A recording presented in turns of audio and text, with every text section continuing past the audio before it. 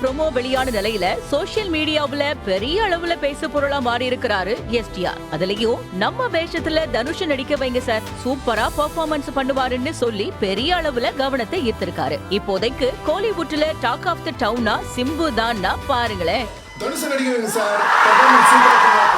தக் லைஃப் படத்துக்கு பிறகு வெற்றிமாறனோட இயக்கத்துல கைகோர்த்திருக்கிற நடிகர் சிம்பு ரொம்பவே பிஸியா நடிச்சிட்டு வராரு. வெற்றிமாறன் சிம்பு காம்போவுல உருவாகிற இந்த படத்துல இயக்குனர் நெல்சன் திலீப் குமார் உள்ளிட்டவங்க நடிக்க ராக் ஸ்டார் அனிருத் மியூசிக் போடுறாரு. கலைப்புலி தானுவோட தயாரிப்புல படம் உருவாகிட்டு வர நிலையில படத்தோட அப்டேட்ஸ் வந்துட்டே இருந்தது. இந்த நிலையில தான் படத்தோட புது ப்ரோமோ வெளியாகி பெரிய பேசு பொருளா மாறி இருக்கு.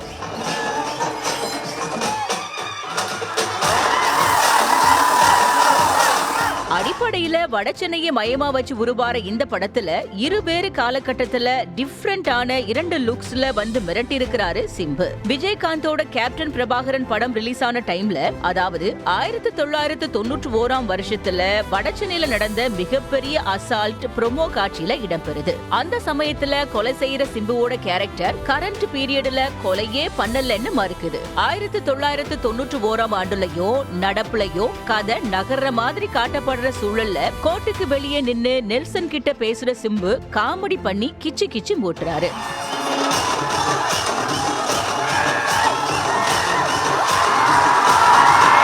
கடைசியா நான் சொல்ற கதையை அப்படியே எடுத்துடாதீங்க, இது முழுக்க முழுக்க கற்பனை கதைன்னு டிஸ்க்ளைமர்ல போட்டுக்கோங்கன்னு சொந்த கதையை சொல்றாரு சிம்பு. அத்தோட என்னோட கேரக்டர்ல யார் நடிக்க வைக்க போறீங்கன்னு சிம்பு கேட்க, உண்ட மாதிரியே யாராச்சும் இருப்பாங்களே அப்படின்னு சொல்றாரு நெல்சன். இதுக்கு தனுஷ் நடிக்க வைங்க சார், பெர்ஃபார்மன்ஸ் சூப்பரா பண்ணுவாரு அப்படின்னு சொல்லிட்டு கோர்ட்டுக்குள்ள போறாரு சிம்பு. ஒரு டைம்ல சிம்பு வர்சஸ் தனுஷ் அப்படின்னு இருதரப்பு ஃபேன்ஸ்களுக்குள்ள மோதல் நீடிச்ச நிலையில தனுஷ் பாராட்டி சிம்பு பேசியிருக்கிற வசனம் சோசியல் மீடியாவுல பெரிய அளவுல வரவேற்பை பெற்றிருக்கு.